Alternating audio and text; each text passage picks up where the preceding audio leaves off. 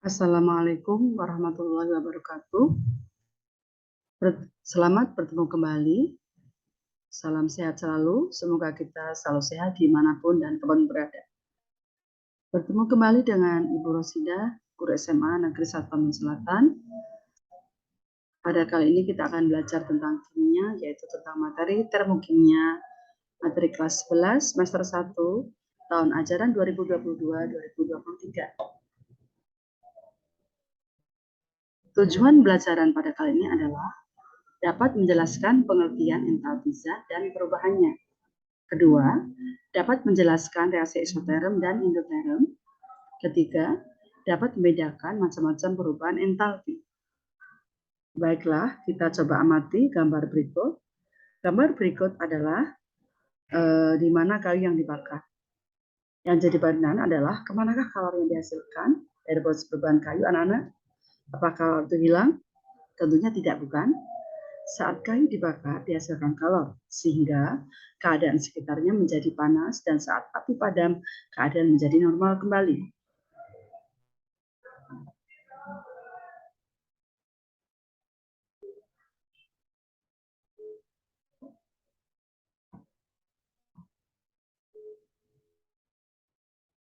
Sistem dan lingkungan.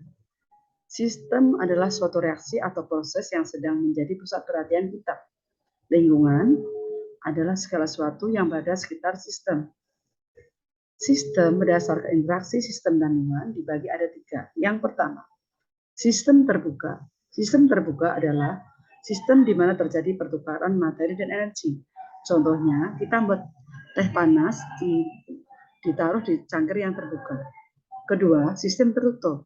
Sistem tertutup di sini adalah terjadi pertukaran energi, tetapi tidak terjadi pertukaran materi. Contohnya, kita membuat teh panas dalam suatu cangkir yang tertutup. Ketiga, sistem terisolasi. Dalam sistem terisolasi tidak terjadi pertukaran baik materi maupun energi. Contohnya adalah pada termos. Termokimia. Termokimia adalah ilmu bagian dari ilmu kimia yang mempelajari hubungan antar kalor dan energi dan reaksi kimia atau proses yang berhubungan dengan reaksi kimia. Perubahan entalpi atau delta H. Entalpi dilambangkan dengan H besar, yaitu sejumlah energi yang dimiliki sistem pada tekanan tetap. Perubahan entalpi atau delta H adalah perubahan energi yang menyertai peristiwa perubahan kimia pada tekanan tetap. Entalpi reaksi pada tekanan tetap delta H sama dengan Q reaksi. Perubahan entalpi tergantung pada keadaan akhir dan awal saja. Delta H dirumuskan adalah entalpi akhir dikurangi entalpi awal. Reaksi eksoterm dan endoterm. Reaksi eksoterm adalah reaksi yang melepaskan kalor, yaitu dari sistem ke lingkungan, dengan ditandai delta H bernilai negatif.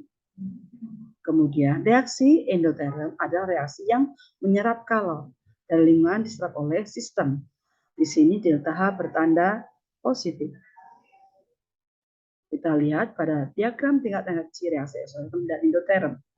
Pada reaksi eksoterm kita lihat di sini entalpi reaktan atau reaksi berada lebih besar dibandingkan entalpi produk, sehingga delta H bernilai negatif.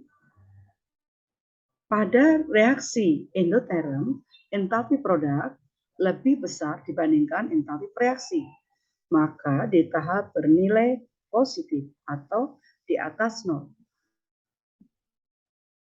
Perubahan entalpi standar. Apakah perubahan entalpi standar? Perubahan entalpi standar adalah perubahan entalpi yang diukur pada keadaan standar, yaitu pada suhu 25 derajat Celcius dan tekanan 1 atmosfer. Jenis-jenis perubahan entalpi standar. Yang pertama, entalpi pembentukan standar, dilambangkan dengan delta F.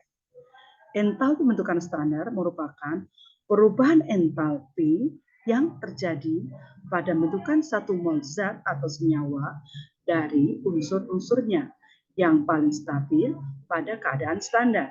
Contoh, karbon dalam wujud grafit dihasilkan dengan gas oksigen akan menghasilkan CO2 dengan delta HR minus 393,5 kilojoule. Entalpi penguraian atau delta HD, yaitu perubahan entalpi pada penguraian 1 mol suatu senyawa menjadi unsur-unsurnya yang paling stabil pada keadaan standar. Contoh, CO2 diuraikan menjadi karbon dalam wujud grafit dan gas oksigen dengan delta HD positif 393,5 kilojoule. Di sini bisa kita ambil kesimpulan bahwasanya delta HD merupakan kebalikan dari delta HF. Yang ketiga, entalpi pembakaran standar.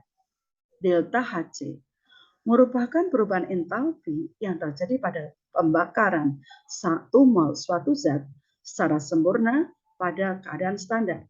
Contoh, CH4, gas CH4 dihasilkan dengan 2O2 menghasilkan CO2 plus 2H2O dengan delta HC minus 802 kilojoule.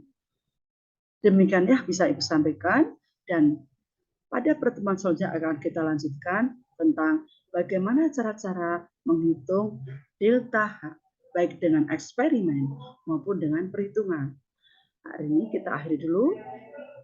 Sampai bertemu kembali pada pertemuan selanjutnya. Wassalamualaikum warahmatullahi wabarakatuh.